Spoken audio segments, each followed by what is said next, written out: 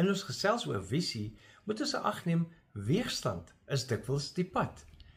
Ons is nie eenregtig gelukkig wanneer ons weerstand ervaar nie. Op persoonlike vlak kan dit beteken dat 'n mens voel, jy het nie 'n sê in die saak nie, of mense kies nie die rigting waarin jy wil gaan nie. Of as jy 'n nuwe gewoonte wil aanleer, dan sukkel jy daarmee en jy het weerstand daarteen.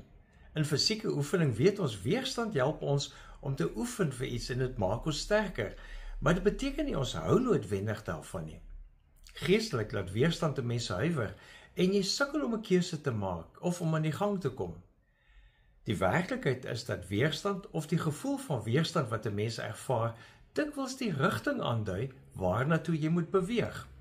Of dit bevestig dat die rigting waarheen jy in beweeg is, die ding wat jy nou doen, eintlik die regte ding is. In Jesus se tyd was die boodskap van liefde en verlossing wat hy verkondig het, nie vir die Joodse leierskap in godsdienstige en in politieke kringe enigstens aanvaarbaar nie. Tog het sy boodskap so 'n impak gehad, dat mense bereid was om hom te volg, selfs hulle lewe op te offer vir Jesus. Die weerstand teen hulle, met ander woorde, het bevestig dat hulle op die regte koers was om vir Jesus Christus te volg. Gelukkig help Jesus hulle toe self daarmee en gee vir hulle hierdie bemoedigende woorde en dan ook dit vir ons in Johannes 16 vers 33.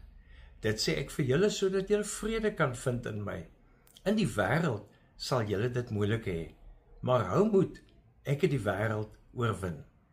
In die sielkunde sien ons ook dat weerstand ons help groei.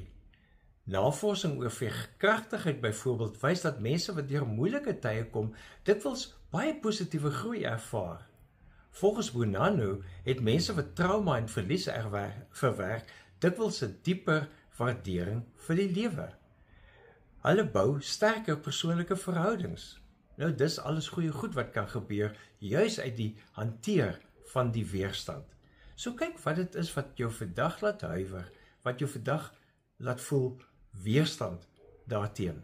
Dit mag dalk net die rigting wees waarin jy nou moet gaan. Leef geïnspireerd.